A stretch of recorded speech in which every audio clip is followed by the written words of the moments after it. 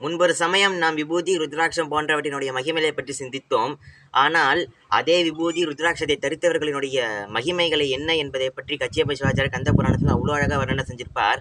மார்க்கண்டேய படலத்தில் மார்க்கண்டேய மகரிஷி சிவபூஜை செஞ்சுட்டு இருக்கும்போது யமதர்மராஜன் ஒரு வாட்டி தோன்றும்போது மார்க்கண்டேய மகரிஷி சொல்கிறார், என்ன இந்த மாதிரி, யமதர்மனே, உன்னை எல்லாம் ஒரு பொருட்டாகவே எண்ண மாட்டார்கள். யார் விபூதி ருத்ராட்சத்தை திருச்சின்னங்களை அணிந்திருப்பவர்கள் உன்னை ஒரு பொருட்டாகவே மதிக்க மாட்டார்கள் என்று கூறுகிறார். அது மட்டும் இல்லாமல் அதுக்கு அடுத்து ஒன்று சொல்கிறார், விபூதி ருத்ராட்சம் திருச்சின்னங்களை அணிந்திருப்பவர்களை நீ ஒருபோதும் பற்றக்கூடாது என ஆளின் கீழ் அமர்ந்த அண்ணலாரும் உனக்கு கட்டளையிட்டு இருக்கிறார். அதை சொல்லி அதுக்கப்புறம் சுவாமி ஒன்று சொல்கிறார், என்ன அப்படின்னா, இந்த மாதிரி விபூதி ருத்ராட்சம் அணிந்திருக்கிறவர்களை நீ சாதாரணமாக மனிதர்கள் நினைக்காத, அவங்கெல்லாம் யாரும் அறிய முடியாத சிவகதியை, அந்த பரமகதியை அடைய விருப்பம் கொண்டிருக்க அரியவர்கள். அவர்களை என்றைக்குமே நீ பற்றக்கூடாது அப்படின்னு கட்டளையிட்டு இருக்கிறார். ஆகையின்